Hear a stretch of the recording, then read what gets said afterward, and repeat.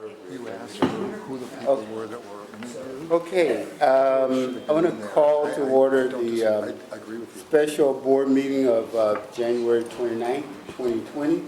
Roll call. Director Jones? Here. Director McLaughlin is absent. Director Bernstein? Present. Director Crawley? Present. And Director Solano. Here. Great. Can we stand for the pledge of allegiance? I pledge allegiance to the flag of the United States of America and to the republic for which it stands, one nation, under God, indivisible, with liberty and justice for all.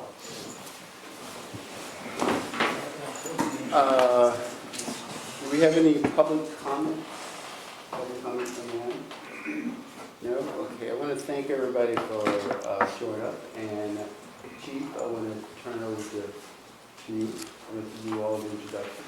Sure. Well, I appreciate it, Director. So I know that some of the directors have a hard stop at 6 p.m. We'll be respectful of that. And talking to Kurt from ESCI today, because we did a little bit of a pre-brief before the meeting, I mean, his preference would be to have any questions after the presentation so that he can keep on task. And again, there's a number of slides. In terms of acknowledgement, you know, we have the staff members here.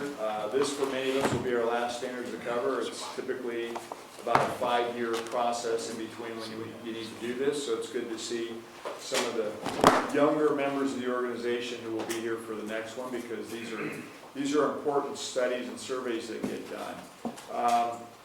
I'll let Kurt kind of do his introduction after I introduce Manny here in a moment, because Manny also wants to say a few words. But as you know, we used a different vendor for many, many years, and that was Stu Geary.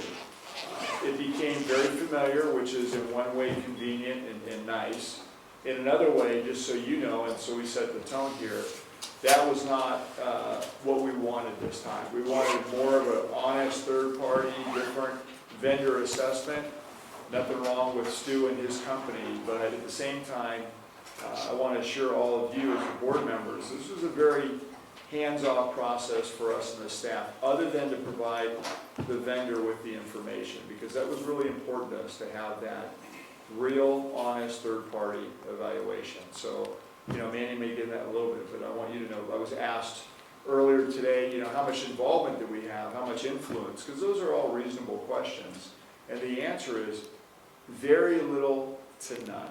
We had discussions, but that did not. That's more of collective knowledge for the vendor to come back with an honest recommendation. So, you know, again, I think this was a very good process. It's a whole new vendor. It's a whole new way of looking at things, much different than the 4 or 5 other studies that we've done, typically through Citygate with Stu. Not taking anything away from that, but, you know, a new, fresh set of eyes sometimes with a different approach is, I think, really appropriate. Want to acknowledge that we have Jess from South San Francisco Fire Department here. We invited a few people. Jim Lewis today is here as well. Thanks for being here. And hopefully I invited LAFCO. I don't know if Martha could make it, but I thought it would be worth her while. And I know there's some other people who allegedly are going to be here, so we'll see if they show up during the time. Director Solano's got his hands up behind him. Robert, since we have, what, 2 hours, Chief, Yep. from 4 to 6, can we, like, already set aside a time where we can ask questions, so we don't get into a situation where it's like, you know, 10 to 6 and, you know, we don't really, you know what I mean? Yeah. Is there a way that we can set maybe, what, half an hour or something? If we're locked in 4 to 6. So Kurt knows better. He knows his president. This takes just under an hour. Okay, good, okay, all right. And then Manny has his, Yeah. want to say, I think we brought that up, but this is what, I just don't want us to run into something like And questions are important, so we factor that into the 2 hours. And I know Manny wants to say a few things. Manny's been the go-between, the interface and so forth. And I know I'll give him a couple minutes to say what he has to say, because he's been intimately involved, and obviously this is a huge part of our accreditation process as well. So take it from there, Manny. Director Jones, member of the board and members. Manuel Lowe, I'm Division Chief for Menlo Park Fire. I'm the accreditation manager currently. I just wanted to tee up a couple of different issues. First off is that we didn't have to have the current standards of coverage and community risk assessment as part of accreditation. Therefore, when we proceeded forward, we went through and did a fairly significant RFP, and SCI was the winner of that. They've got a whole team. Kurt is going to be there as the manager for that, but they've got a whole team, and their bios are available for it. On our side of it, it was myself, it was Chief Stevens, it was John Johnson, our fire marshal, entire RT staff all contributed, and then any number of other individuals. We had to seek out a number of data points. I mean, I went table after table with Kurt and I back and forth on populating this. And basically what we did is provide the information. The information then is analyzed as best practice and currently under the scope of what the Center for Public Safety Excellence wants and best practices on how you promote the response in daily coverage. So basically we're looking at analytics, and we see a lot of those slides, and we're going to plow through those, and then there'll be question times after that. So with that, I'll turn it over to Kurt. Kurt, come on up and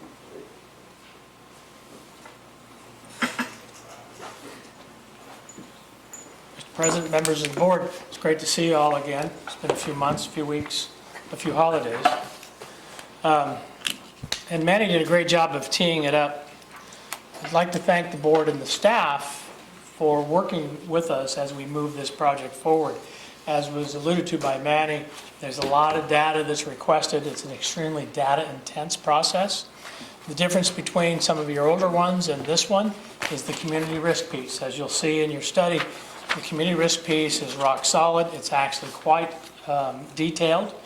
I won't be taking a deep dive on the community risk piece, but the community risk piece actually sets the stage, if you will, for the determination of your core services.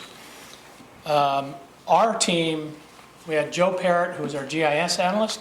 Joe is the top GIS analyst within the company. He's done more of these than any other analyst in the company. He's been with the company since 1998. I have a CPA on the project, which I'm really glad I had a CPA on this project because he did a nice, in my opinion, job on the financial review, and he's got some recommendations. And then we have a community risk assessment subject matter expert, and that individual just got promoted to the fire chief for County of San Bernardino. So he's pretty sharp guy. And then there's me. I'm just an old retired fire chief, and I got the pleasure of leading the team. All members of the team, all members of our team at ESCI contributed to the findings and the recommendations. So it is prepared, Manny already mentioned this, in accordance with the Center for Public Safety Excellence 6th edition. The difference between the 5th and the 6th is the extensive requirements for the community risk assessment. So this is basically how it flows, and this flow is actually, to the most part, dictated by the 6th edition of the Center for Public Safety Excellence. The analysis that comes along with some of these sections is based on data and science. It's not just, well, you know, I think you ought to have a couple of these. So it's a thorough review, an assessment of your community risk, your emergency response capability. You'll see we've done a lot of analytics relative to travel times, turnout times, effective response force coverage, etc. We took a look at the level you're currently providing, and I'll comment on that in some of the slides. Identifications of items that may be impeding performance, and you see some of that in the findings and the recommendations. And recommendations, overall recommendations. What the document is not, it's not a mandate. It's not a mandate requiring system changes, the expenditure of money, or any new fire department resources. Those are up to you. These are purely our recommendations based on science and data.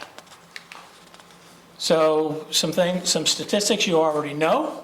This is your community, roughly a population of 95,263, right at about 29 square miles. You're a full service fire department, very typical in the state of California and throughout the West. You have 7 staff stations today. This is as of 2018, sorry. 7 staff stations, 136 employees, and your minimum daily staffing in 2018 was no less than 32 firefighters on duty. The services that are provided, you guys see this every day, every board meeting. Again, back to the fact that it's an all-risk agency. Technical rescue, and actually technical rescue on steroids because you're host to one of the FEMA teams. Entrapment, extrication, confined space, high angle, trench, swift water, hazmat, fire prevention, public safety. Very typical of an all-risk agency. The wild card, if you will, is the fact that you host one of the FEMA USAR task forces. Continued, okay, come on. All right, so this is your environment. So as we looked at the risks in your environment, some obviously always rise to the top. Earthquakes, high fire flow buildings, hazmat. As an example, just as an example, these are the high fire flow buildings within the district. High fire flow, the break point is right at 3,000 GPM. This information is garnered from ISO, and when they come out and do your risk analysis, they also run data on all the buildings and all the required fire flow. These are 3,000 GPM minimum or more. And it's interesting, as I look at all those green dots, they're pretty well spread out throughout the district.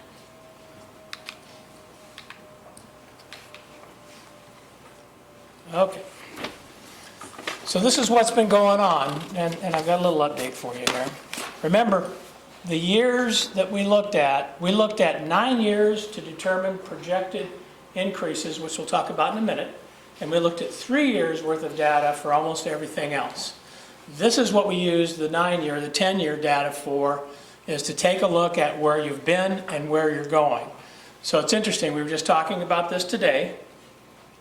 And for whatever reason in 2018, you had a little bit of a blip, and I'll show you that in another graph.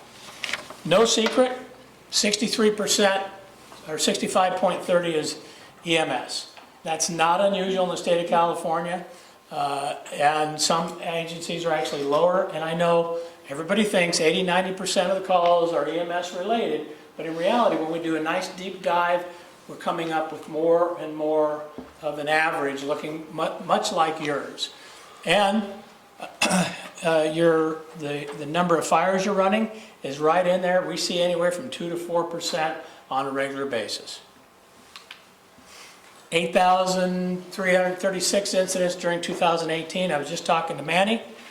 And the 2019 stats are in. It's 9,347, right at about 1,000 calls. However, I'm going to show you a graph in a minute that shows a bit of a dip that we couldn't account for. So let's look at response workload. Okay, so this particular slide is workload by the month. Oh crap, that's not good.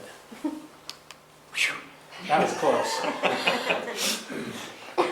So, as you see, this is your response workload by the month by year. And 2017, you're peaking up there pretty good. And then for whatever reason, 18, you start to drop off. But what's noticeable, or not noticeable, if you will, is really you're fairly consistent throughout the months. And even for 2018, your high point is here in December and in October, but really there's not that much variance. So now let's take a look at by day, all right? So this is your activity by day of the week. And, really, I often say we're not going to show you anything you probably don't already know, especially if you're in the community a lot. You're going to slow down on Sundays, and then you're going to start to pick up on Mondays.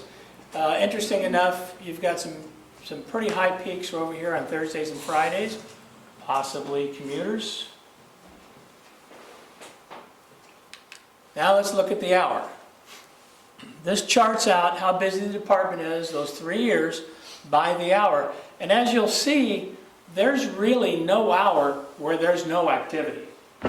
Now, predictably, you start to ramp up right about here, you run really hard, and then you level off, and you stay there till the evening hours, and you start to slow back down.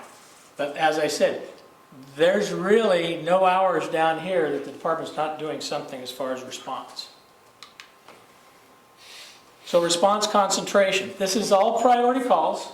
This is not citizen assists, not code twos, all priority calls. Now, as I said, and I'll mention this a couple of times, I doubt that I'm going to show you anything you don't already know. We can pretty much drive through almost any community and tell you where you're going to be the busiest. Density equals call volume.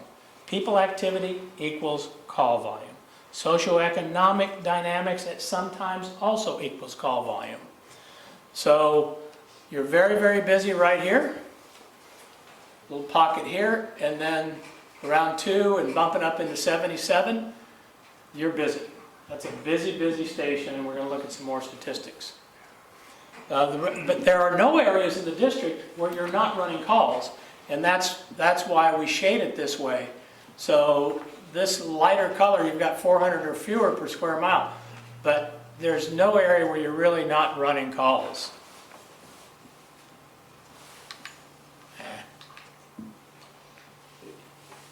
I think the sensor is right behind where you're standing.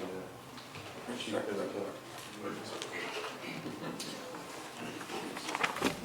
Okay, let's talk about fires. It is a fire district. And again, you know, when we do these studies, I'm constantly amazed at some of the results. These are for 2018, where your fires were occurring. And for the most part, you know, they're spread throughout the district. Remember, we talked a little bit about Station 2, which has a pretty high density factor. So you've got quite a few calls going on here for fires. But there's really no area, I mean, you've got some blank spots, but from a fire perspective, even though you're only running about 2%, and these are all fires, even though you're only running about 2% fires, you're still having fire calls. So we looked at building fires by hour of the day. Because I always get the question, actually I used to get it from my own city council, well, why don't we just send everybody home at night? So as you can see, you're having fire calls. There's only like 6 o'clock in the morning and around 11 o'clock at night that you didn't have any calls during this data run. Is that 11 o'clock at night? Or? Sorry, 11 o'clock in the morning. I'm trying not to shut the computer off again. Okay, EMS calls. Remember we talked, you're right at about 65% EMS calls, right? And this is where they're happening. Again, density equals call volume. So in some of your more dense areas, it's where you're the busiest. However, you're still having calls throughout the district. I did ask about this cluster right here, and The one right outside, yeah, Right. between 3 and 5. right, and I understand there's a clinic up there, some high-density housing, so that's not unusual that we would see that.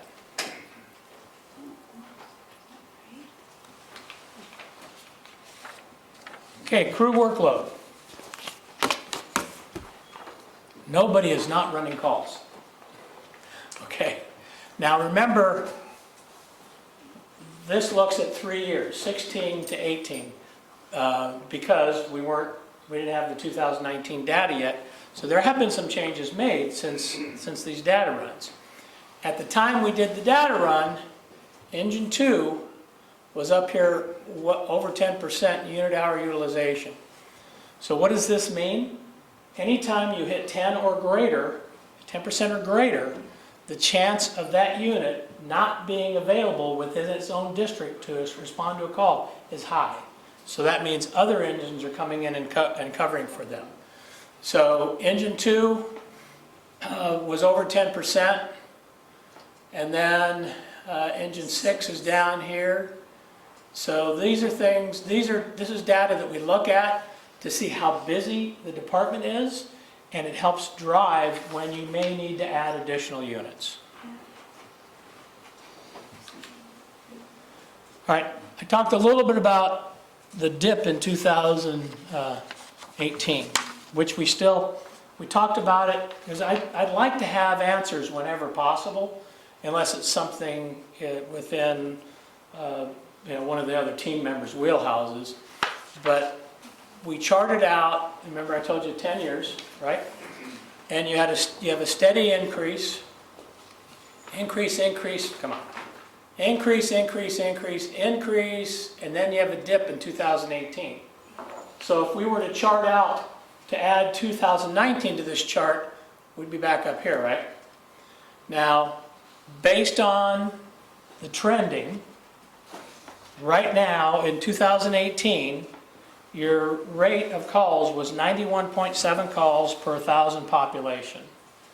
What Joe is predicting, what our GIS analyst is predicting, based on the trend analysis, that potentially by 2040, you're going to be running right at 12,700 calls.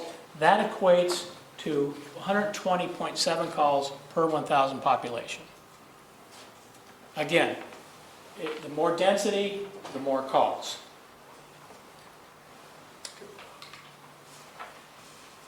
Okay, stakeholder interviews. This is just a snapshot of what's in there. Those of you who met with us, we shared with you, we feel that every section that we covered for you in your report is important. We put a lot of time and effort into the stakeholder interviews because it helps us get a feel for the district, it helps us get a feel for your community. Your organization, we interviewed 29 stakeholders over a 3-day period.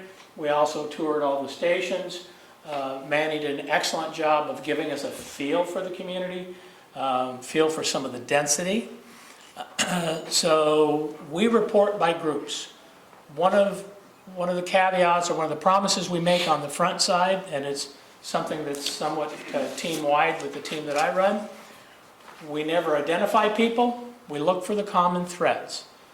It's not unusual for us to hear a similar comment over and over again from multiple groups. But I always like to highlight the positives. Here are the expectations. I'm not going to read this to you, they're in the book.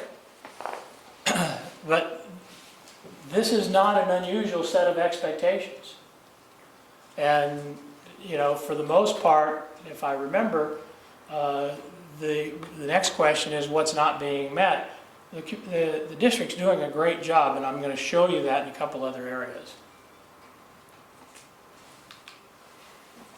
Board, city and county administration, again, this is not an unusual list. Good partnerships, you've got a boundary drop, things are working well, public education, for the most part, this is all good stuff.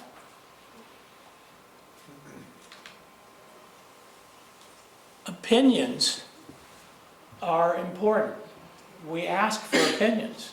And this is admin, which is it's a grouped bunch of folks. It's not just 2 or 3 people. Same here. Community support, do what you do. It is very, very interesting what this district does that others do not. And I'll talk about it a little bit in some of our effective response force slides. As a former fire marshal, I always like to look at the plan check table to see the stack of plans that are coming in and watch some of the things that are going on. You guys are phenomenal.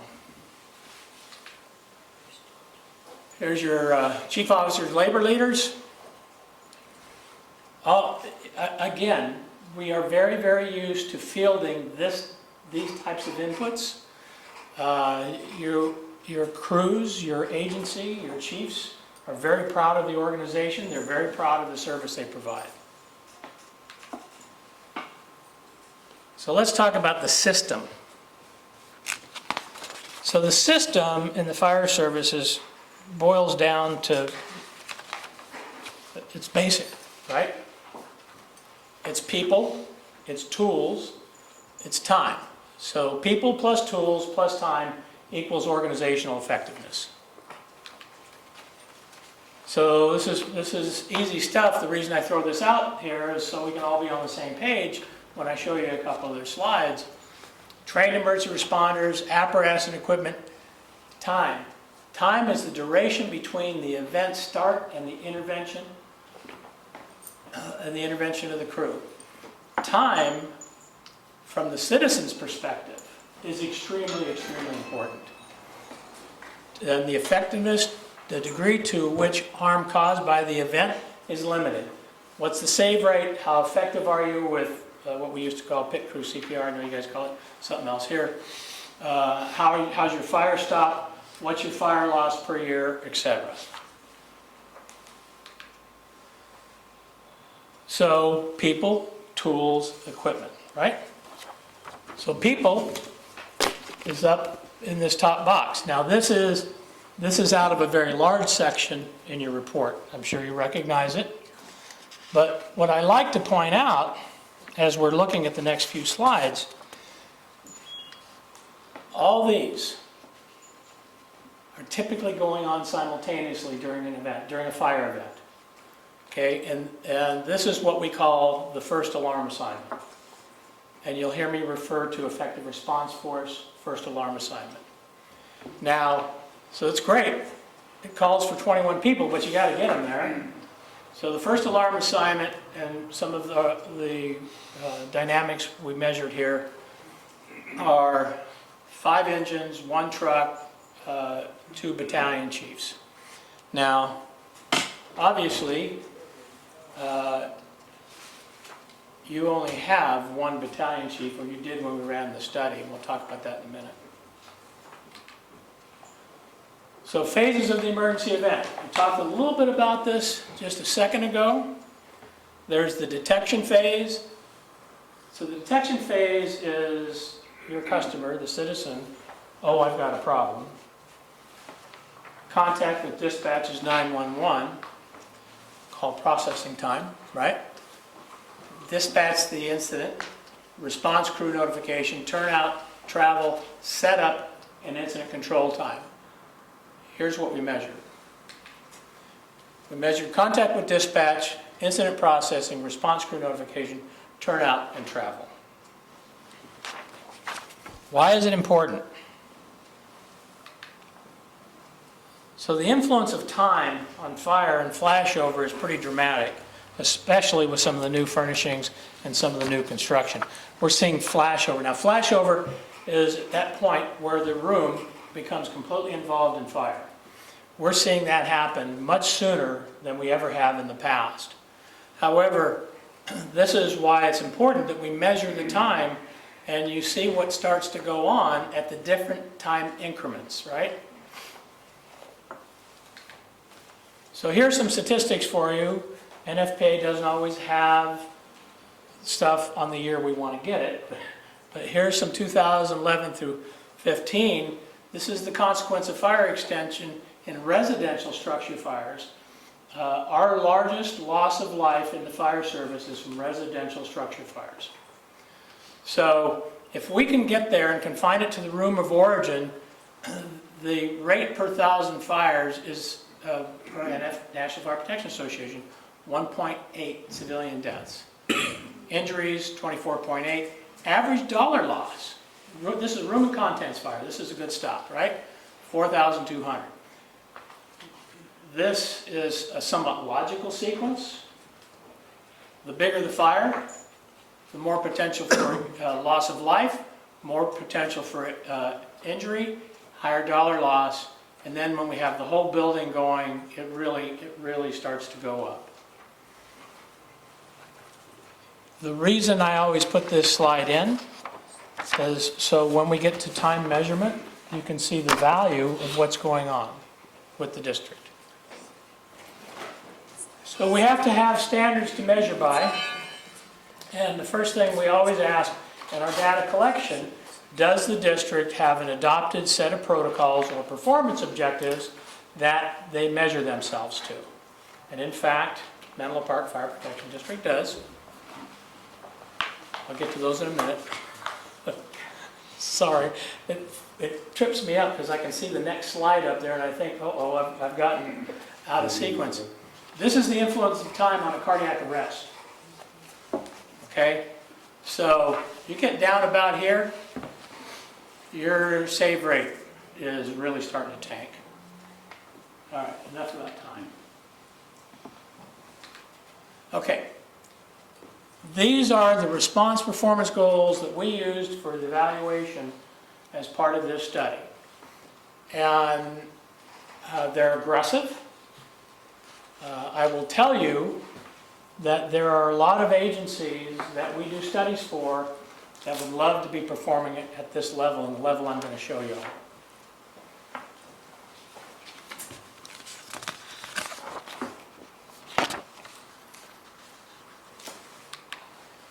Okay, so this is called processing time.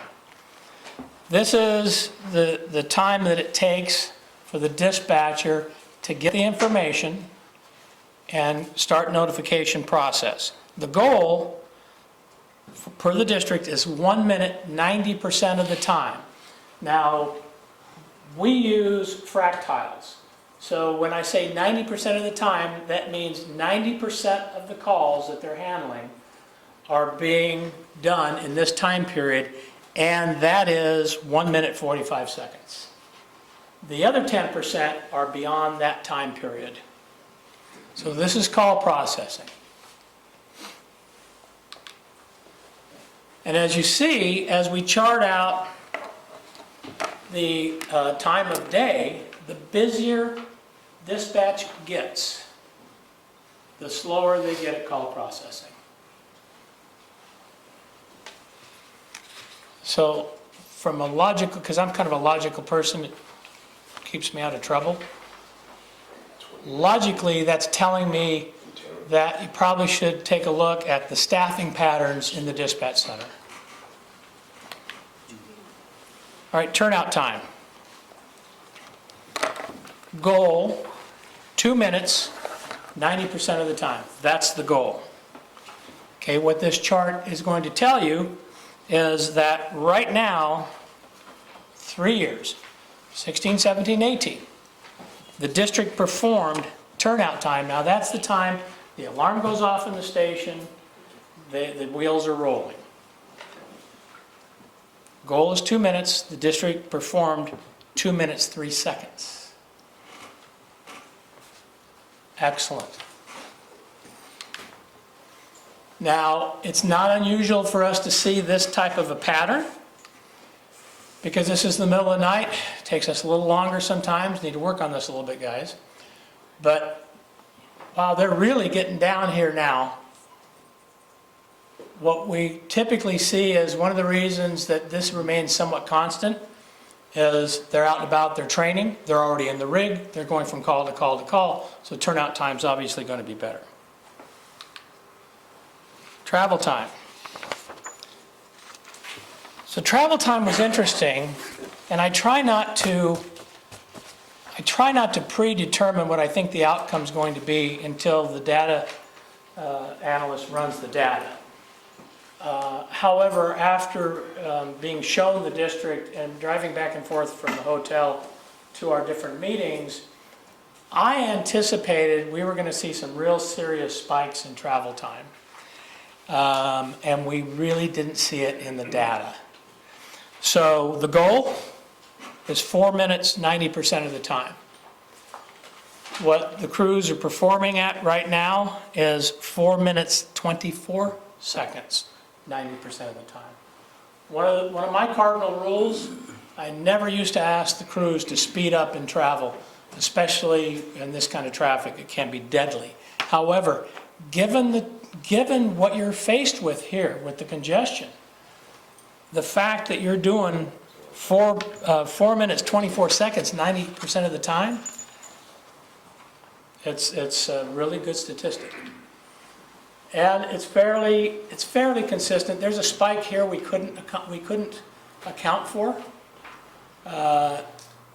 And you know, the crews would probably know this better than I, but I'm not sure why the travel time got so slow. What is that, between 4 and 5 in the morning?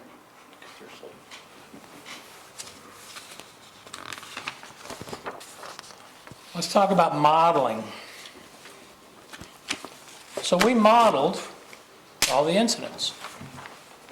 We geocoded all the incidents. Joe did, with the help of Ben and some of the other crew. And a lot of this was taken from CAD with lats and longs, etc. 98.9% of the incidents within the district in 2018 were within 4 minutes travel to the fire station. Now, this is assuming everybody's in quarters. So really, when you look at what I just talked about, where the department's at as far as travel time, they're very, very close to the model, which again, I'll tell you, we just did a presentation on another project last week, and their travel time was 3 minutes. There was no way they were making those 3 minutes, and we even showed them in the model where their stations were at. But in this particular case, you guys are very, very close to the model.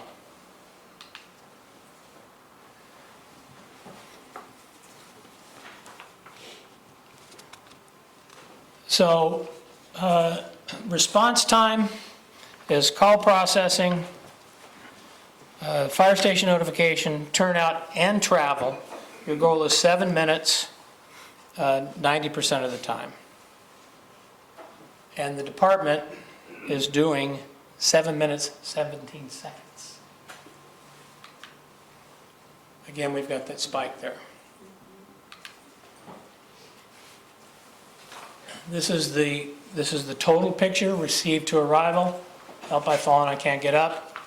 And you're on scene.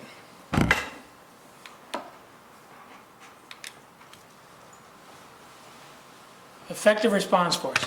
So far, I give high marks to the organization for coming very, very close to your stated goals. Some departments, it takes them years of change to get themselves programmed to meet those goals. High marks. This is the one area of concern, and this is what we call the effective response force. So the effective response force for first alarm, 5 engines, 1 truck, 2 battalion chiefs, right? The number of times, the number of fires in 16, 17, and 18. This is what it took to deliver the effective response force. It's beyond the goal of 11 minutes. Now, as we take a deeper dive here, I think it's important that we acknowledge the fact that up until the pilot program kicked in with the 2nd BC, the 2nd Battalion Chief was coming from out of the area, coming under automatic aid. We've also seen situations, and this is something I encourage the organization to do, take a look at the CAD, take a look at how it's recording the on-scenes. Because it gets really hectic in a full alarm, a first alarm response. And if we're having to depend on keystrokes to mark the time, sometimes the times get missed. So this is one of the areas I believe the organization can take a really good look at what's going on out there and make some improvements.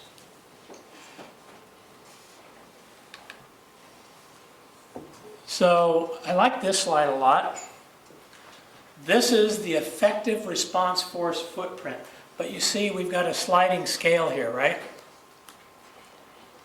So almost, with minor exception, the entire district has an effective response force footprint, and we'll talk a little bit about the high-rise effective response force of 26 or more firefighters.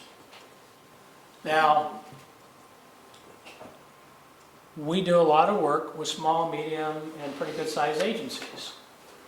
I will share with you that very few, actually none, 1 person or 1 station, 2 station, 3 station departments are able to muster this kind of an effective response force. The coverage here is some of the best that I've seen. I was actually talking to our analyst, Gail and I were in the car on the way over. We called him up and said, hey, guess where we're going? And we started talking about the effective response force. And y'all need to I feel really good about this from a consultant's perspective. As an old fire chief's view, I'd love to have this.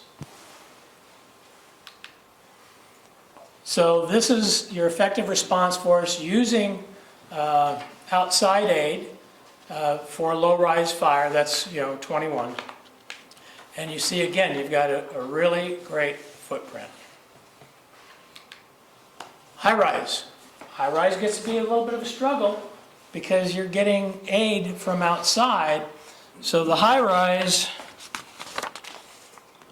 is 5 engines, 2 trucks, 3 BCs. Now remember what our dates were that we were modeling, right? So 2018, the district had 1 truck. So this model was dependent on an additional truck coming from outside the area and 2 additional battalion chiefs coming from outside the area. If we were to rerun this model with 2019 data, that footprint is going to be much, much better. Call concurrency. So this is where, if an agency is fairly busy, you really start to notice it. So call concurrency, this is 1 or more calls coming in at the same time. So as you can see, again, here's this weird blip in 2018, but you're starting to climb, and I'll bet you if we model 19, you're going to be up. So I go down here, 25 times in 2018, there were 5 calls for the district coming in at once to dispatch. And that's how that chart works.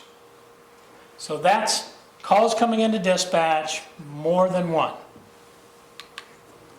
This is concurrent response units. So these are the number of times more than 1 response unit was committed to a call within the district. It could have been, a 2-engine CPR, it could have been a truck and an engine rescue, it could have been a full first alarm. But as you see, you'll quickly start to run out of units as you follow this chart.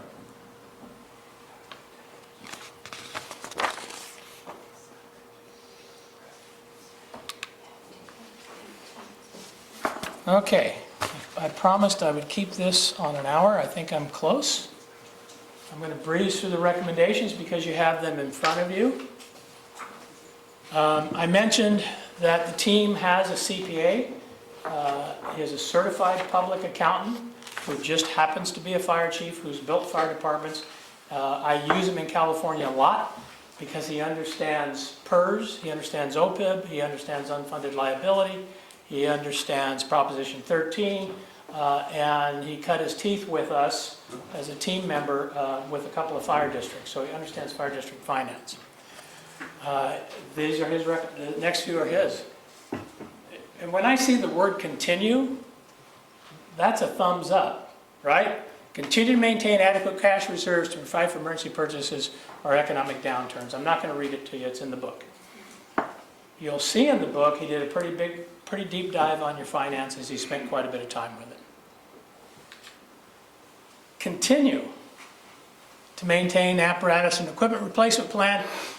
I will share with you, it's not unusual for the recommendation to be develop an apparatus and equipment replacement plan. You've already got it. Continue with your established policies, the creation of maintenance and various capital expenditure plans. That's just great financial work.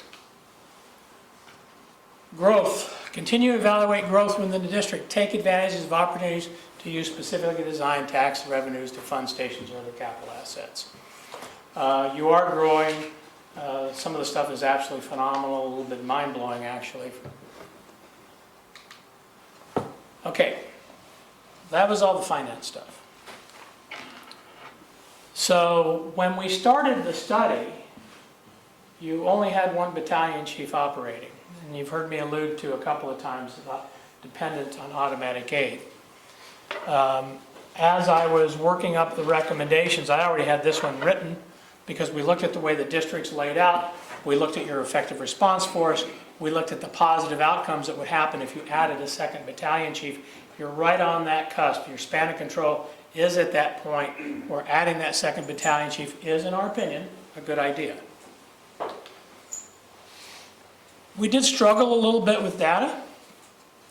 So the recommendation for target hazards, and there's bits and pieces out there, but our recommendation is that you implement a standardized program for pre-incident target hazard planning for the operations personnel and to take that to the next level, and that it be available to the response units immediately. You've already got the computers, you've already got the CAD, you just need this last piece.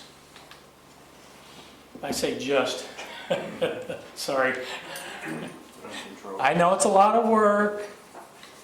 Okay, traffic calming. My whole career I've been dealing with traffic calming, and I know it's a challenge for every community. I get it. The citizens want safe streets. The citizens want other citizens to slow down. Slow down is the killer here, no pun.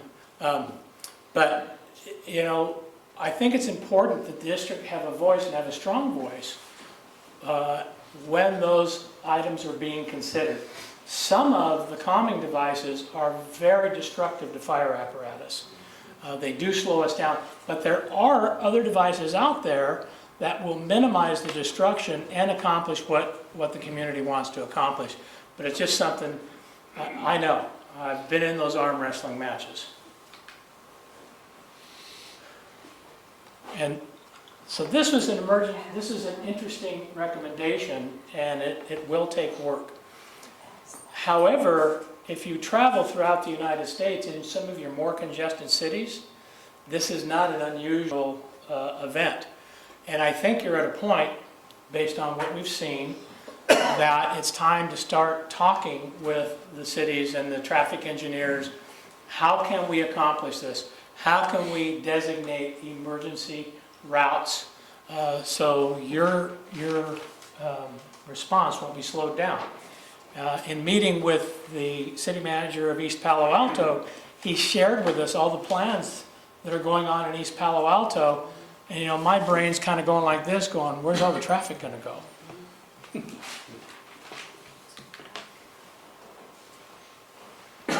So this is a fairly easy recommendation for us to make, and I'll tell you why in a minute. But we do recommend that the work continue with the coordination of your cities on emergency planning, emergency preparedness planning. In the state of California, well over 50% of the fire departments are vested with the emergency preparedness planning responsibilities. It's interesting, I did that study a few years ago when I was working for the state. And it's like, well, let's let the fire department do it. But in reality, we're pretty good at it. And it has gotten to the point, I'll share from my own story, where the city became, unfortunately, totally dependent on us running the EOC until I could get enough folks within the city trained, at least 3 deep. Do you mean instead of police? Yeah, it's predominantly fire does emergency planning in the state of California. Rather than police. Yeah. Some share it, but when we did the study, it was over 50% of the city fire chiefs who came back to us with, yes, that's my responsibility.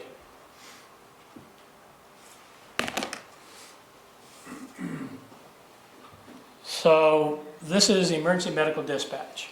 I think it's really, really important that you spend as much time as necessary working to hone the EMD within the dispatch center so that the information that's being collected is used to determine the appropriate fire unit to respond.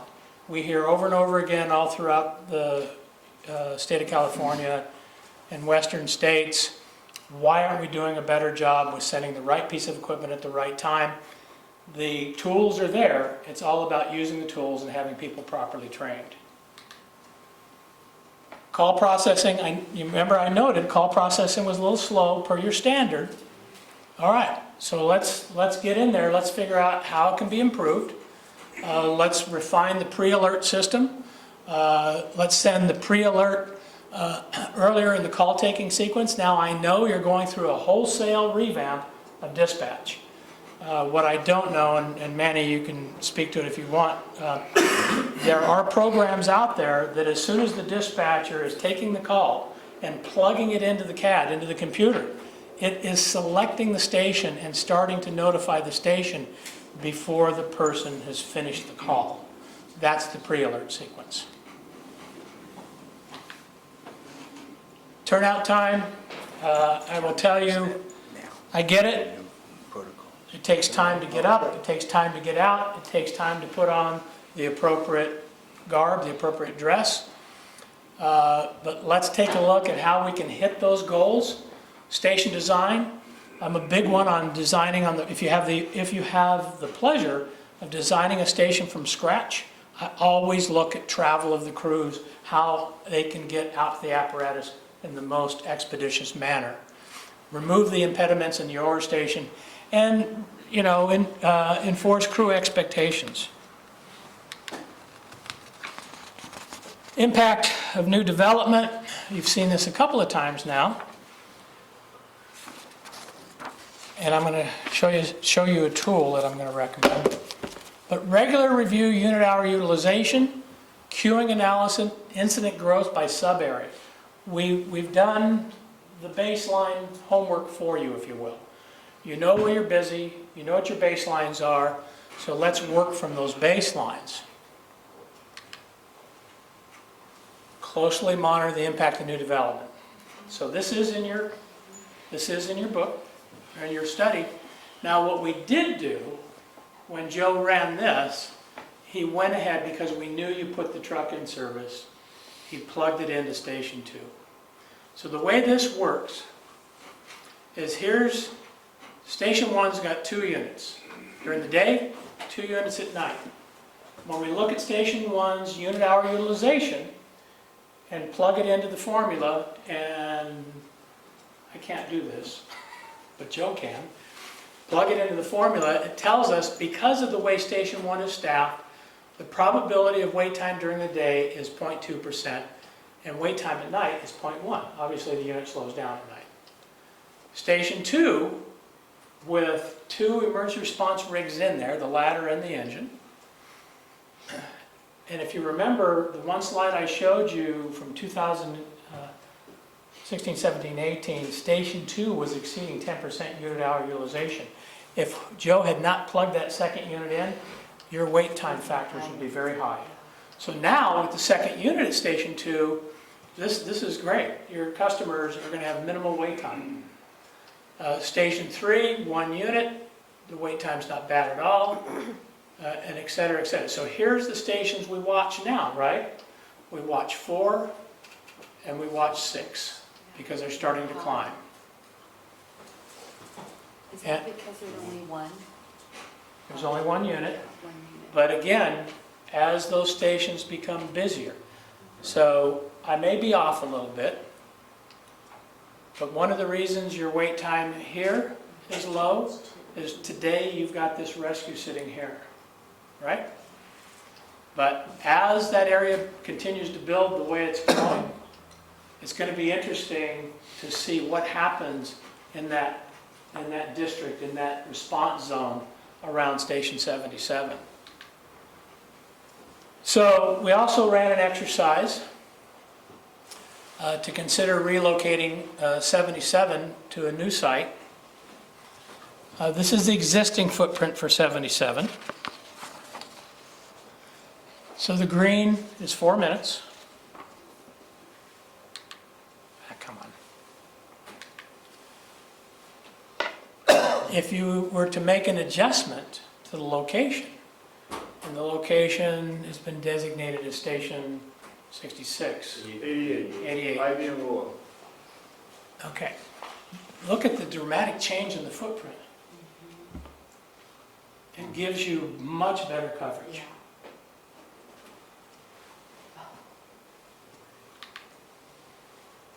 Okay. So we talked about we talked about unit hour utilization. We talked about the station workloads to watch. As we looked at the workload at 6 versus the workload at 77, Joe ran the data. The recommendation is to consider locating a rescue at Station 6. I believe a quick attack unit, full response capability, counted in your effective response force will make a significant difference in that area, particularly in unit hour utilization. But let's not throw out the baby with the bathwater. We know we can improve the area around Station 6. But I believe it would be prudent to take a look at what's going on around 77, take a look at how the existing rescue is utilized, and possibly having one in 77's district as well as the one at 6. I recommend you stand one up at 6 as soon as you can, but let's not lose sight of some of the productivity and some of the backup. Now, I used a few key words that may or may not be popular with some people. When we make a recommendation for a quick response unit or a peak hour unit, our recommendation is traditionally based on what we call a Type 6 fire apparatus because of the versatility that gives the agency. Our recommendation is also that it be staffed appropriately. In your case, because you have ALS, at least one of the people on there be a paramedic, but that it be counted fully in your alarms and part of your effective response force. I believe if you did that and we came back and modeled after those go into service, I think you're going to see a big change in that time for the effective response force and your coverage footprint. How did I do? Excellent. Great. An hour. Exactly. You've done this before. Yeah, at home. Gail says, faster, faster. Are you done, Chris? I am. I'm available for questions or discussion. Understand that I am not the data analyst and I'm not the certified public accountant. So if you take a deep dive in there, we may have to defer and I will get you answers. So at this time, I think, I know everybody's full of questions. Rob is. You're the president, Rob. Full of it. So maybe if we can, start off with at least 5 minutes, go around 5 minutes, and ask you questions, get a response, need some more time after we have one round again. First time we can do that. Mine are kind of short. It's okay. I probably, for the first 5, I won't even need 5 minutes probably. First, Chief, great job. This is something that I've been here for going on my 9th year. And this was something that we really needed, kind of like an internal inspection. You know, with my background, 40-something years in law enforcement, we always had an inspection unit that did all this stuff, and you're right on. Well, thank you. I mean, this is a very, very well-planned, written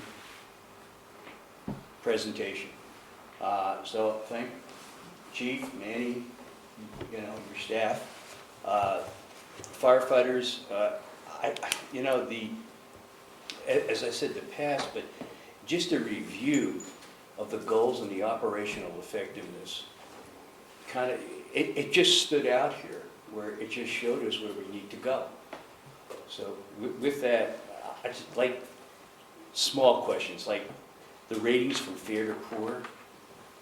I saw in there, you know, you rated some of, I think 2 of our stations fair to poor Stations are apparatus. stations. Okay, so the schedule for how those ratings are is actually in, I don't have it memorized. No, Yeah. I'm just saying, it's just that, you know, if it's fair, but fair to poor, you know, if it's poor, let's think, you know, Yeah. it's more of We also, as we're looking at that, making those comments, look at long-term viability. You all know your stations. Some of them are older, some of them are very small. and I understand with the data that was compiled, I mean, it's there and you just pulled it out from the NFIRS system. 2 systems. The NFIRS data came out of your fire records management system, but we also pulled data directly from the CAD feed. You did, okay. Yeah, and where possible, every once in a while, the moon and the stars will align, and we're actually able to cross-validate. The only two things that I didn't see, which this would be a great internal inspection for our organization, would be, there isn't anything relative to, like, we have Task Force 3, which has a lot of equipment. And there really wasn't anything in there involving inventory control. Right. And then secondly, which is always the problem, is this centralized OES system, the way we have it here as a fire district.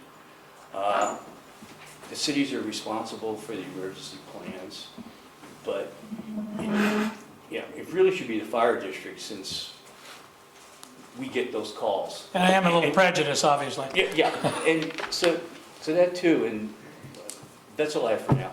How about that, you move on to Chuck?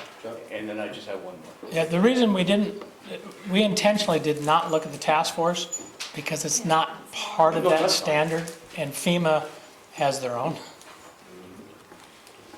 I just want to bring up that this is really an extensive, Thank you. overview, but that was the only thing that I thought was missing. That's all. Thank you.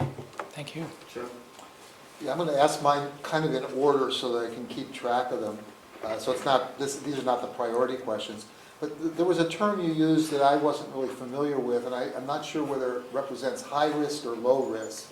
When you talk about high fire flow buildings, does that mean that those are buildings that are at greater risk, and that's why they need more water pressure? Or do we not need to worry about them because they've got good water pressure? No, what the high fire flow, 3,000 plus, means that's how many gallons per minute it will take to extinguish a well-involved fire in that building. That's, yeah, so in our world, we equate number of firefighters to gallons per minute. So it takes X number of firefighters to apply, and equipment to apply X GPM per minute. It's also one of the factors ISO looks at, which I didn't talk about truck companies. They also look at, do you have the ability to apply an aerial stream? So that's all part of that fire flow combination. Okay, I just didn't, I need to look into it more, thank you. Uh-huh. The other thing, when you were talking about the number of calls, you seem to change bases from time to time, and I wonder what's the best one to look for. When you use the 65% EMS and 2% and so forth, you were talking about all calls. All calls. But then you later talking about priority calls, and you got rid of the citizen assist ones and so forth. Why do we bother counting those anyway? I mean, Well, we think, well, it's important, so it tells you what your customer's expectations are, so you can make adjustments in your line of business, so to speak. The reason we filter out the non-priority calls is they'll skew your time. So if we left the non-lights and siren calls in the travel time, as an example, it would go from, 4 minutes and some seconds, out to like this. So what we're measuring is your effectiveness from an emergency response perspective. It's not that those other calls don't make a difference. Now, I will tell you, one of the reasons we look at what the call was dispatched as and what it was when they arrived on scene is some of those, help I've fallen and can't get up, as an example, they come out as a priority call until you get there and do the evaluation. So, but this is one of the reasons we're also recommending the EMD be stood up a little stronger.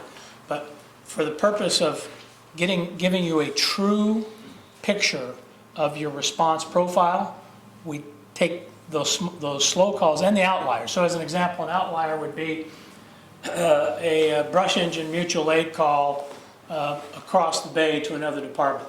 Those are filtered out because they really throw the statistics off. I see. And let me just make sure I'm understanding how we count these numbers. The call is categorized by what it ultimately turned out to be, not what people thought it was when it was first received. When the crews come back to the station and fill out the National Fire Incident Reporting System, there's a set of codes. So they will plug the code in, and that will give you what the call ended up being. Okay, thank you. I want to, the chart, if you could go to the chart where you made the conclusion that more density equaled more calls. Yeah. Well, let me just say, I wouldn't quarrel with it that way, but the way it was expressed is number of calls per thousand, which takes density into account. So I was a little confused by the conclusion on that. No, but my explanation is people activity always drives calls. But are you saying that, but you quoted, for example, right now we're at 91.7 calls per thousand. Across the district. Yes. By 2040, you said that was going to be 120.7 Per thousand. per thousand. Across the district. And you were saying that's because of more People. more people. But you're already taking account of the people by saying per thousand. Are you saying that density, just by itself, creates more calls given 1,000 people? Just because there's more density, they're going to have more calls? No. Two different things. My comment was, as you see, your more dense areas generate more calls, but you have calls throughout the district. So now we move to the call projection, which is based on 10 years of data. And if the projection, the trend analysis is correct, you're going to be running this many calls by 2040. So when Joe runs the math, it tells us how many calls per population is going to be. So if you increase people, you increase activity, you increase the number of calls. So yeah, your population is going to grow, but so is your call volume.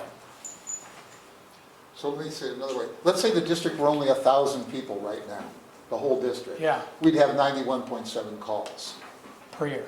per year, okay. By 2040, let's just say the density had doubled. Now we're at 120 per. Are we going to get 240 calls for that 2,000 people? I don't understand. And When I'm you not say even- per 1,000, you're already dividing it by the density.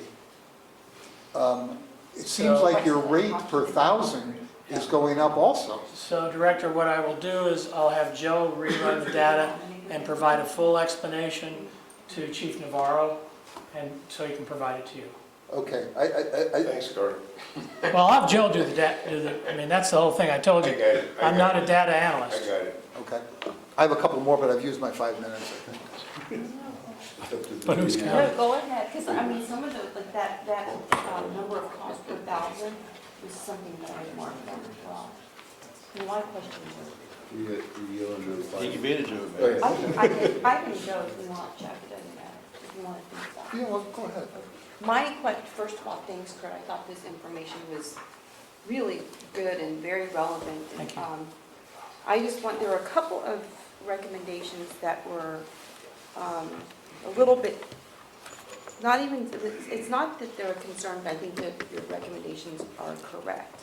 And one is recommendation G, which is in regards to primary emergency access routes, which is something that I have been talking about, as Harold knows, forever, right? Not just, and obviously we're thinking about things within our fire district. And actually, this is probably more of a question for you, Harold, and probably Jess as well, because I know that y'all are in this group with the fire chiefs around the county. But, and I don't know if this is something you can even do, but I almost think that given how much development is happening throughout the county, that maybe we need to take or work with other agencies, firefighting agencies, and take a regional approach to look at emergency response routes. I mean, I just look, when I drive all over the county, I can just see that now from down here and even up where you are in San Francisco and San Mateo. So is there any way that this is, well, maybe it's not even an issue, that y'all look at this on a county-wide basis I would think I wouldn't make it bigger than until where you we solve are it now? at the smaller level, which Okay. is, Yeah, we have do- designated yeah, emergency yeah, response we do. routes that the board has adopted, Yeah, but to Kurt's point, the cities have not adopted those routes. right.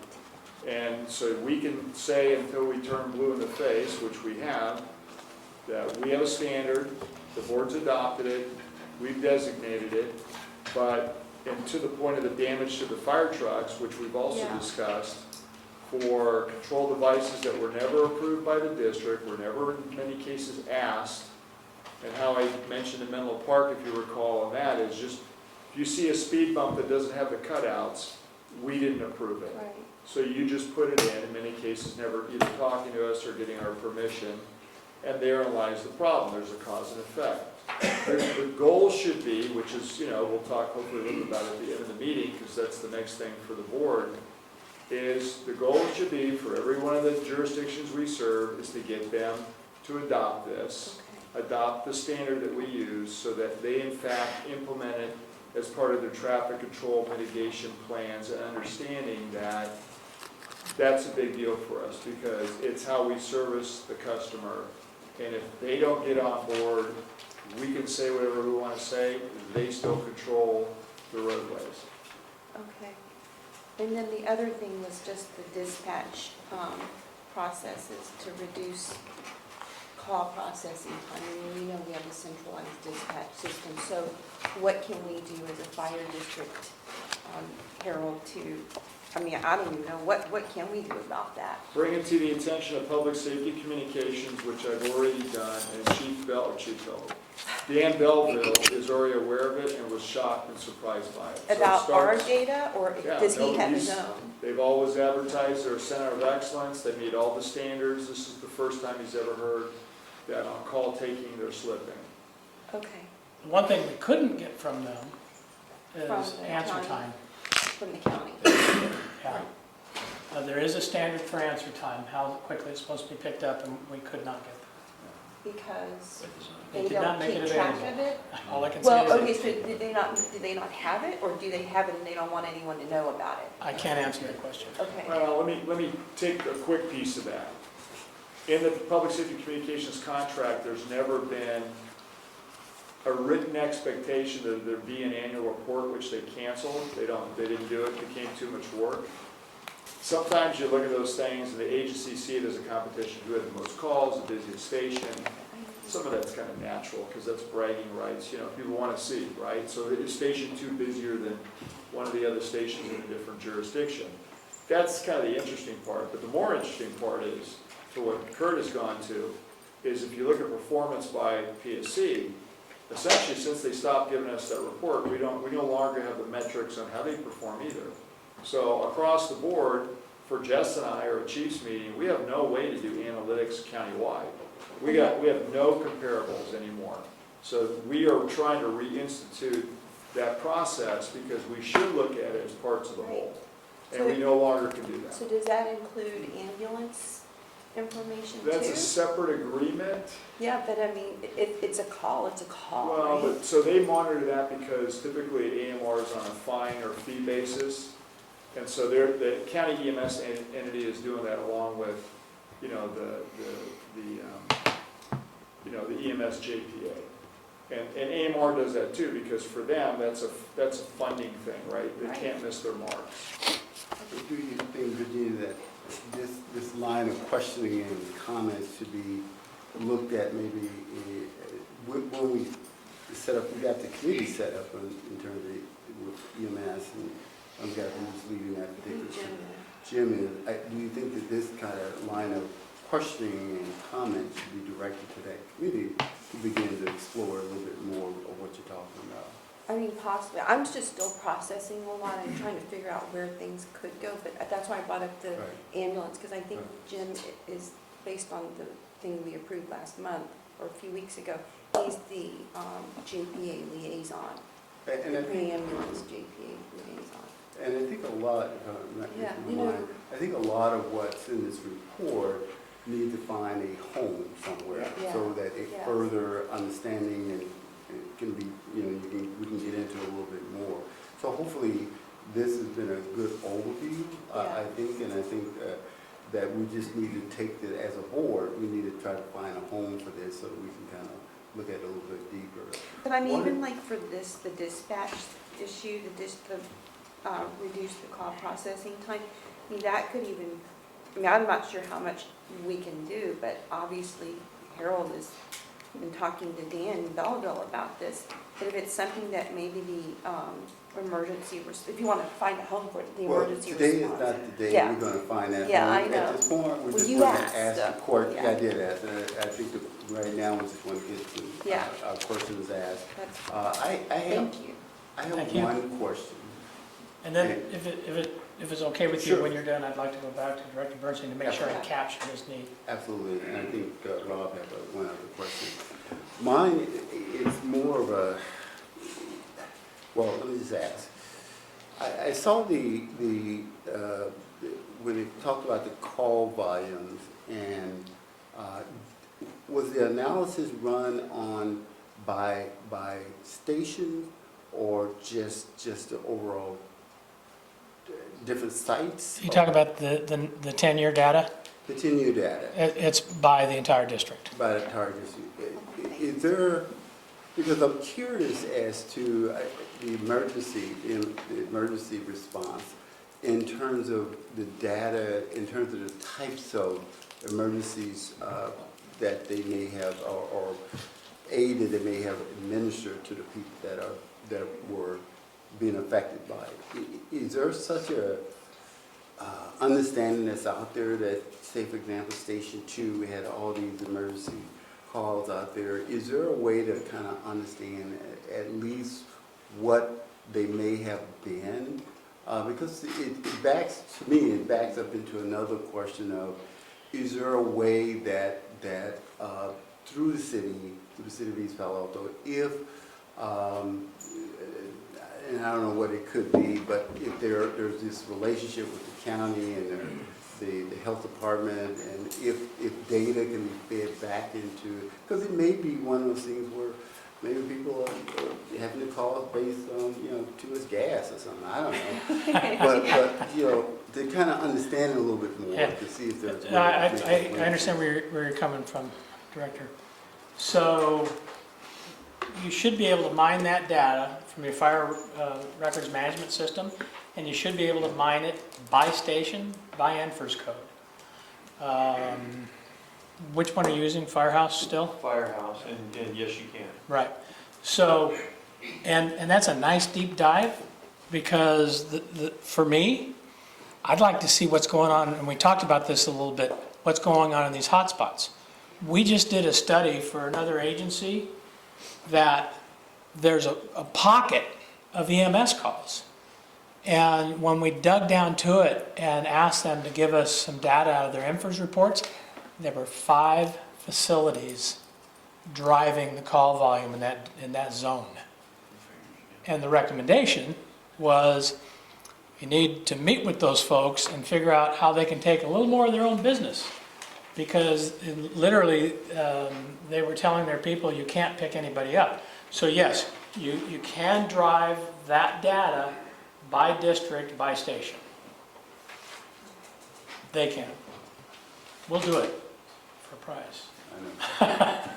To a point though, because we don't control the EMS system, and because the EMS system, there's a county EMS entity, so for the deeper dive, which is if it's a medical call, what's all done, that's where we have to be given greater access from the county EMS entity, primarily through Melanie, who's our manager in there. And so we have a meeting actually coming up with county that's on our agenda, so that she can be fully vested in that system to get that information. Rob, back to you. 2 quick, I promise. Okay. One was, I had asked the chief if we could identify who was interviewed in the community and what governmental agencies were. And I understand the confidentiality aspect. It violates our promise to them. Well, I understand that. But the thing that, there wasn't anything in there about I don't know if the way one of our communities that we serve wants to withdraw from our district, and they want to bring an action against LAFCO. And that's why I had asked who was interviewed, because you would think that that would be an important element, because not only does it affect our entire fire district, not only funding, but affects the actual public safety response for auto aid, mutual aid. So that's why I had asked you that question, because you would think that the other communities that we serve would be concerned about that, knowing that one of the third or the fourth, or whatever you want to call it, we're going to have funding issues if it does come about, and we're going to have to change a lot of our 3 to 5 year plan. Well, So that's why I asked that question. and I understand that. The core of the questions basically dance around strengths, weaknesses, opportunities, and threats. None of the responders, and you see the summaries, talked about the threat of withdrawal. Some of them commented, you see the comments, they'd like a little more coordination, etc. But we did not specifically ask, what do you think about, because I read the report, I read the matrix report. Did you read my letter that was when I was the board president on October 18, 2016? He didn't ask that, so. Well, He wasn't provided that letter. Well, pass it up to him. You know, you can see that from 2016, we were concerned concerning their possible withdrawal from our district. Fire district. is this my copy? You may have that, yes, thank you. So we did not ask that question. I didn't hear the concern come up. However, I did read the matrix study. I knew what was on the table. I have my own opinion, forget about EOCI, my own opinion of that study. I showed you some information taken right out of this report that, for my 2 cents, as a consultant who does analysis, we're looking at a city right now that wants to withdraw from a very large agency. We know what happens when that happens, and that's when we look at the effective response force, and I lingered on that intentionally. You've got great coverage. It's hard to reproduce that coverage without excessive dependence on other agencies. And another way probably to say it too is to write your question, Director, and I'll give you 2 parts to this. So there's no way for them to affect us if that was ever to happen without creating damage. It creates significant damage. We have a network of stations that were put into place, not based upon geographic boundaries of jurisdictions, but based upon what best served the fire district. There's ways to improve it, as Kurt showed, but there's equally, there is, I think, a lack of understanding that if you mess with any part of it, you affect the whole. And so, you know, that's the danger, right? So what we talked about today, you know, Manny, Jim, and I, and Kurt, was, as a suggestion to you next week, because that's when we're going to get into the board goals, and Kurt has agreed that he would be open to this, is as an option, the board could authorize an expansion of this current study to specifically deal with this singular threat and what effect it would have, and equally looking at and articulating the flaws and weaknesses in the matrix report based upon a fictitious fire department with a totally, you know, impossible workforce, because they would need to be robots because of all the things that they left out, right? There's no workers' comp, there's no pension, there's no training, there's no nothing. So, but that is what drive the fictitious number of dollar amounts of 7-8 million a year of what the town of Athens sees as benefits they're not getting. That's what, you know, even a statement in here, just to kind of open the door a little bit, But remember, would have been really, 2018, really would it have been. was not where it is today. I mean, to the point, Kurt's aware of it, but up until recently, when they started rallying the saber again, it really wasn't, up to 2018, where it is today. That was the only thing that I actually saw when I went through this. Great job, but there wasn't anything mentioned, and it's a critical area. Director, In fact, understand, yeah. we're also following the standard Right. that we've actually exceeded the standard, so you guys have got a pretty clear path for accreditation, that was our job. It was not to review that matrix study, and I'm not the kind of consultant that says, hey, I think you need that study. However, if there's something more you would like us to do, we'll scope it out. We just did this, but no, they wanted more. Which is including a 2019 Up to my other update. board members. Because the 2019 update, remember, it's through 2018. What happened in 2019? Put truck 2 in service. So, we're making moves along the way. And as Kurt pointed out, there's been some good things that have happened on a lot of different fronts, from finance and the way that's reported out to prevention. There's a lot of things that we've done very, very well. There's things that we can still improve upon. You hit one with the jurisdictions. There's no doubt primary response routes, and that's a political issue. That's Yeah, it's nothing the very fire political. chief is going to solve other than keep raising the flag that we have a problem. But to get back to what I was saying, it's just, of course I'm 1 in 5, and it has to go to, for board discussion relative to this. But fire district, you and your staff have done everything since 2016, putting the rescues in, adding additional equipment, additional personnel, not only the training aspect that these firefighters do with Task Force 3. We've given so much relative to that, and they have still started the process with LAFCO in order to try to withdraw.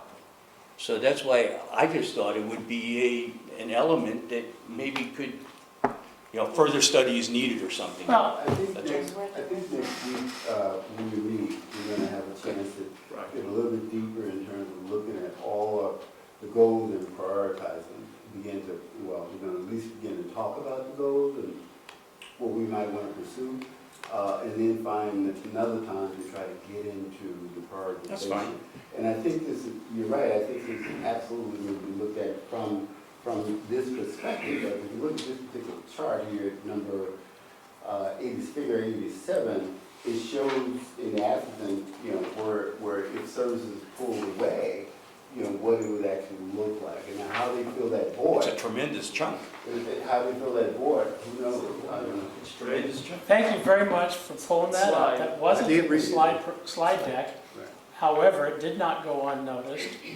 That is the automatic aid footprint. Right. And the first thing that jumped out at me was what you just said, Mr. President. Which It's one of my yellow tabs. Which- You did a which great, number is no, it? to point it out, you did a great job for it. Yeah. Chuck, you have a question? You finished? Yeah, thank you, I'm done. No more. So, Mr. Burson, I want to make sure I capture your question. Gail's I'll going be to quiet. make sure we've got what we need to provide to answer your question. And we actually promised the analyst a phone call as we were leaving tonight.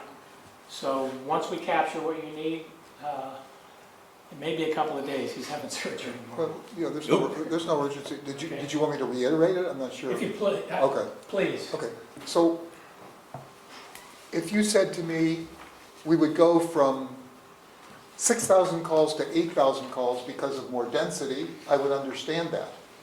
But what you said is we would go from 91.7 calls per 1,000 to 120 calls per 1,000.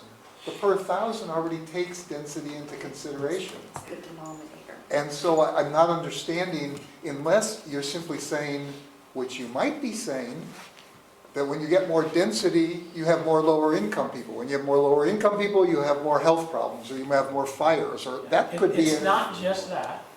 It's and we discussed this at length, everything that's coming down the pike.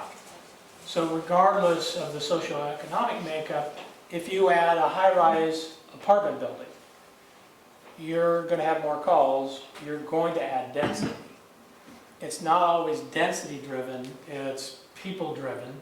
My point was, the denser, your calls are going to be more focused in those areas. And the crews will tell you, they run this every day. But let me make sure that we get a really good explanation back to you, because this is really very important to me. Okay, thank you. I have a number of, yeah, and I might use up my 5 minutes again, but, But one last 5 minutes. let me ask you about, just to be clear on the calls that you measured. Did you measure just calls within the boundaries of the district? Yes. Okay. So but when you counted the total number of calls that we do per year, In the that is, district, those are just in the district? in the district. Okay, okay, thank you. Then, could you go to the chart where you talked about the crew workload? You had all the apparatus and the crew workload. It was, it showed Is how, that the, what, is that this truck? The effective response force capability? no, it was the one that showed what percentage utilization there was. Per each- station. Per station or per piece of equipment, wasn't it? Well, if it's a two-piece station, it's per station. Oh, it's, Oh, I yeah. see, okay. Oh, you're talking about. I know the slide you're talking about. Yeah. So if. Can you go to it a second? I could if I could remember which one it is. It's early on, it's maybe the 10th or 12th. It's- That's the one, But I have a specific question, okay, that's the one. Yep. So this is the utilization, when you have, Actually, I'm sorry, this is per unit. it is per unit, okay, that's Is what that- I, is that's that- what I is thought. that this one too? So, so, No. let me ask, are you saying then that the battalion chief, this is at a time where there's only one of them, is only being used 2% of the time? Not necessarily. That's what, I mean, that's what the Yeah, chart says. Well, yes and no. What this measures is how much time in a 24-hour day, what percentage they're tied up on a priority call. So then the battalion chiefs are always a little lower, because the battalion chiefs typically are used for first alarm responses, traffic accidents, major medicals, right? How am I doing? Yes. Okay? However, the engines are running all the code 3 calls. They don't necessarily always need a battalion chief.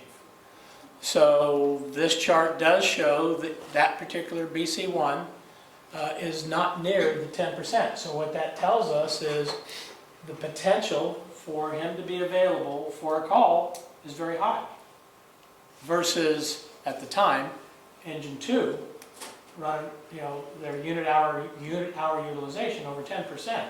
So just because it's only showing in 2017, I think it is, that what appears to be a low amount, that actually is not abnormal for a battalion chief because of the way the calls are structured. But you're also recommending that we have a second battalion chief, which would mean that they'd only get used 1% of the It's time. not based on unit hour utilization.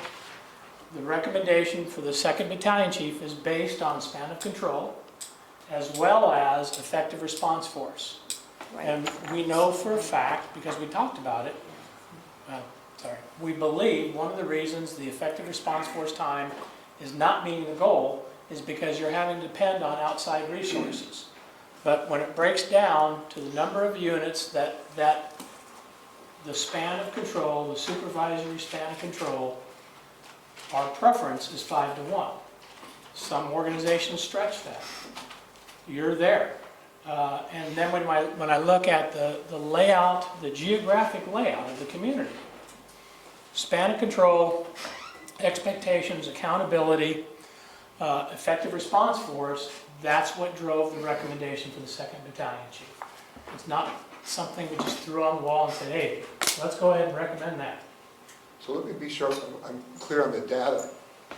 You're not counting our calls outside the district, but you're counting the time of vehicle responses from outside the district coming into the district, in terms of the effective response force time. We're counting the amount of time it takes to assemble the number of units in that alarm to make an effective response force. We know for a fact that on a first alarm in 2018, you could not cover that from inside. because you had to rely on automatic aid from the outside for a battalion chief. That's the explanation that, and I think some accounting, CAD work, is why I believe that was so far out. So, to a degree, that is a correct statement. We're looking at the outside aid coming in, but only in the fact where the clock is ticking. So the clock is ticking, I've got, boom, 5 engines are on scene within 8 minutes. I've got a BC on scene within 4 minutes. The truck is there within 5. Click, click, click, click, click, click. Where's that second battalion chief? That's what's running out the clock. So let me come back. So in some ways, if we had to send resources outside the district and that made somebody unavailable, so we had to bring somebody else from out of the district into the district, that would be reflected in the data, or that part would be reflected in the data. No, because we didn't measure the outside calls. We filtered out all the automatic aid, mutual aid calls outside the district boundaries. I guess let me ask it another way. So the fact that these utilization rates then don't include any calls outside the district? Correct. This is how busy your district is. We filtered out the out-of-district calls.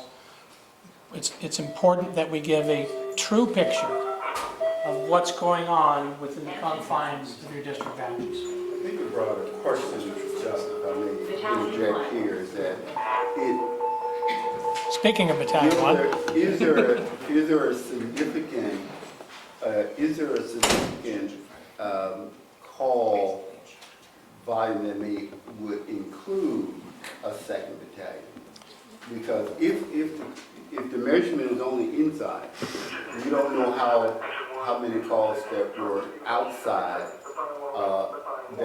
that may have called in a second battalion. Well, our battalion chief could have gone outside the district and not even Okay, been available. let's not, Yeah, both your battalion chiefs just went to the structure. yeah. Memo. So I'd love to be measuring 2020 It's related. when you've got a full year, because I believe you're effectively.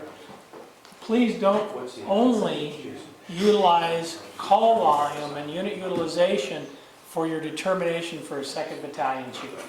It's supervision, it's accountability, it's training. I mean, there's a whole list of things. And yeah, here's the icing on the cake, it improves your emergency response profile. And that was in the staff report for the second battalion chief, because the other thing that was happening, to your point, Kurt, and Director Bernstein, it's not in there in this report, is if we're going into a different jurisdiction, we have nobody as the battalion chief in the fire district available because we're in our bordering jurisdiction. And what makes us somewhat unique compared to the portions of the county is, A, we have a high call volume area, but equally there's no cavalry coming over the southern border because we're at the end of the county. So we could literally be empty with no chief officer, but there is one further down the county that's central to a greater area. So, again, the district trying to run its own incidents, but equally its own backup. Right now, the call they're having would be a battalion chief from another jurisdiction coming in. But where's then the chief officer left in this district in case you get the second, third call, which is Kurt showed those as well. So at this point, Chuck, I don't know if we solved all your questions around I have that. about 5 or 6 more. Are these questions, I guess, relevant to the presentation, or is it an add-on to something you got? Well, it's about the data and so forth. I'm trying to understand as we read it what it means. Okay, I want to respect the fact that you have these questions so that Kurt doesn't have to come back again and answer them. Over the next 5 minutes, if you can take that 5 minutes to get your questions asked, so Kurt can answer it, so we can move on. If there's questions I cannot, we will take them back and dole them to the appropriate subject matter expert. Okay, we'll do it. Does that work for you, Chuck? Yeah, Okay. I'll hurry through them then. When you gave us these average response times and so forth, you did it in the aggregate for all the stations. Do you actually have the data? Could it be done station by station? And let me tell you the reason I'm asking. We got a report maybe 6 months ago, maybe a year ago, that was suggesting that while on average we were meeting our requirements, on a station by station basis, half of our stations were not meeting them. So let me make something clear. We don't deal with averages. We deal with percentiles. So what we gave you was the overall performance of the organization at the 90th percentile. I see. Now, the CAD, if you want to do a deep dive with CAD information, yeah, you can single it out, and I will be honest with you, Director, I've been on the other end of the deal where I've had to do a deep dive on the CAD because somebody said my engine company was taking too long, and I go right to the CAD data and run the CAD data. I see, that explains maybe my next thing. If I took all your 90th percentile times and added them up for each of the components, I don't get the 7 minutes and 17 seconds number, I get a higher number, but that's because we're dealing at the 90% level. Right. And these aren't additive. No, these are, and by the way, the standard we follow dictates, and this is just good business. The standard dictates we measure at that 90th percentile. As you can imagine, if we just used an average, the number of people that would be beyond that average are far greater than the 10% that are outside the percentile. And then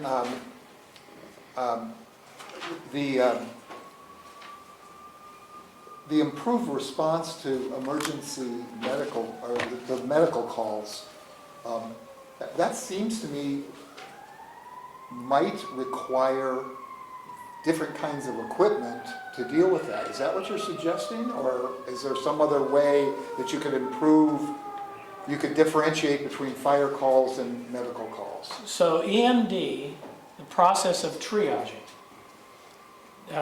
dictates whether or not you need a code 3 response, whether or not it can wait a few minutes. And in some jurisdictions, yes, they've chosen to make a determination, well, we're not going to send the engine because we want to keep the engine in service, and we're going to send the quick attack.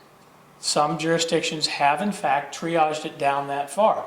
The caution that I always put out there is make sure you have well-trained people in dispatch center and they're doing a really good job for you, because every once in a while, one of those help I've fallen and can't get up calls, or I need help, turns into a pretty nasty call. But yes, the EMD process is meant to do that level of triaging.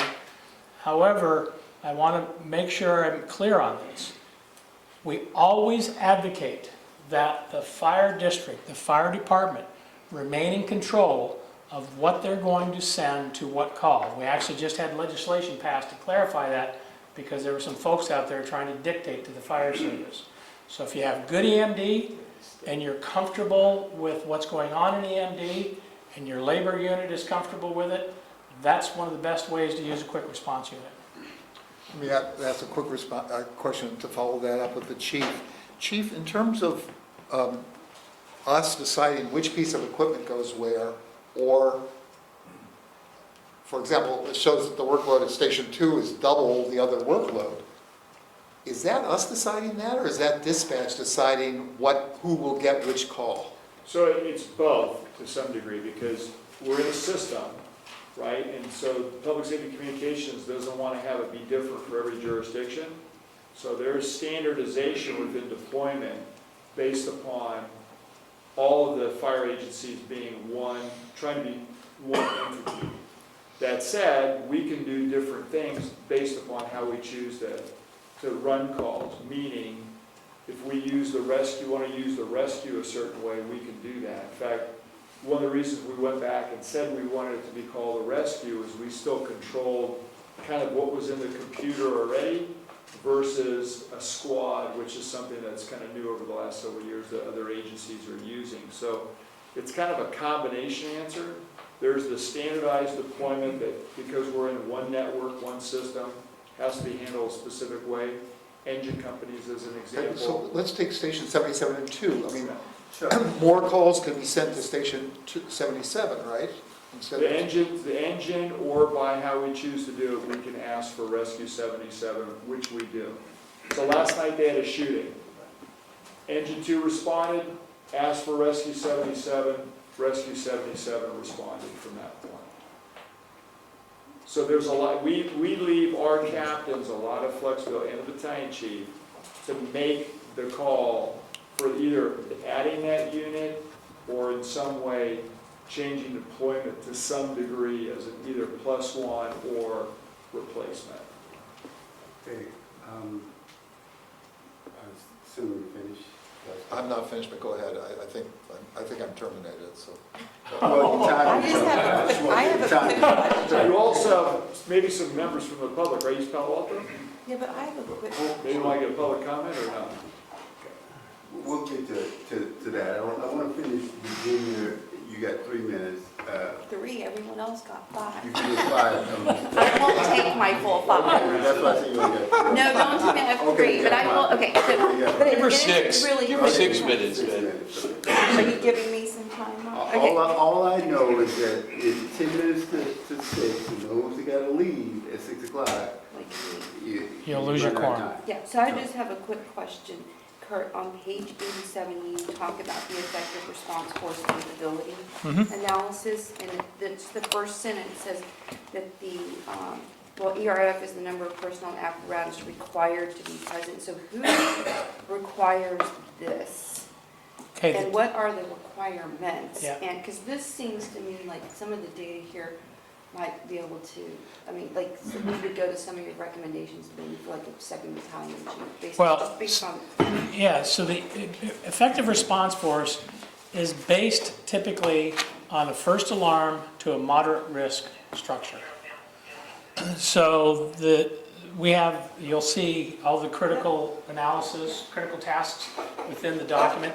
That's what drives the alarm makeup.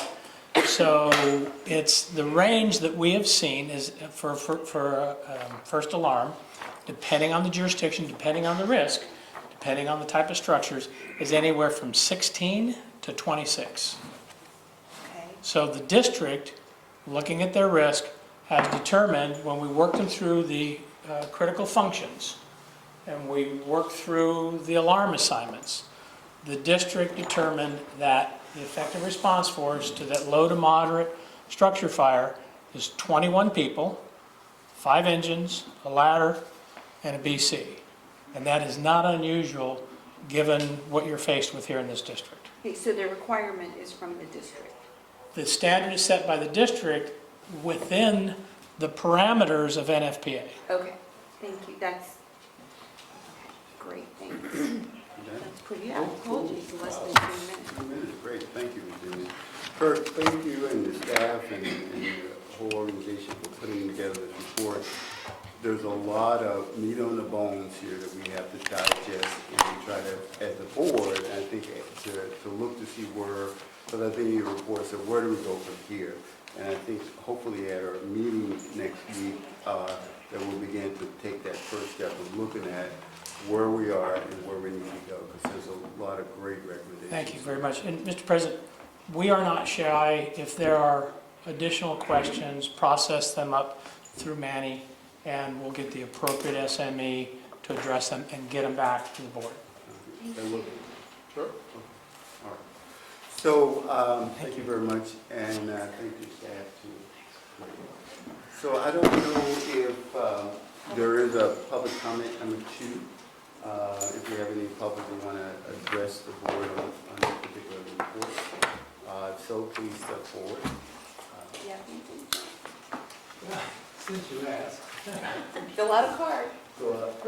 I'm kidding. There's a microphone that's recording you, so how's that? Go So ahead. we can hear it for the tape. Go ahead. Even though the district is not a joint powers board with members from each of the cities, nevertheless, you serve 4 cities. And I would think, given what I've heard during the last 2 hours, the importance of the information provided ought to be made available to either the city managers or, in lieu of them, to the police chiefs, so that they're aware of the work that went into this, the information that's available, giving them an opportunity to ask questions. I think it's critical to involve the community to the extent possible with not only what's happening, but to listen to whatever input or questions or concerns we might have, where this report doesn't stop in this meeting with those that are present that be available. And perhaps even on the website, doesn't necessarily have to be posted, 127 pages, It's already there. but there may be a reference. That's up on the website already. Each city, I think, is gonna have their own uniqueness within this report. And I think, you're right, I think it needs to be shared where it needs to be shared with all the cities. Because these thought authors are going to be good for the Menlo Park, and this and that. Yeah. So you have representation here from East Palo Alto, and Menlo Park was invited, the county was invited, all the agencies were invited to be here, other 5 agencies were invited, we have one here, because I'm sure South Cities may be looking at an SOC, as I know is San Bruno and others, so. So, We throw a big net, some people came, some people didn't. so if there aren't any more questions to ask consultants or comments, is there any other public comments? If not, then I will call a motion to adjourn for now until we have our meeting next week. So moved. Second. Second, all in favor? Aye. Opposed? Thank you. Thank you.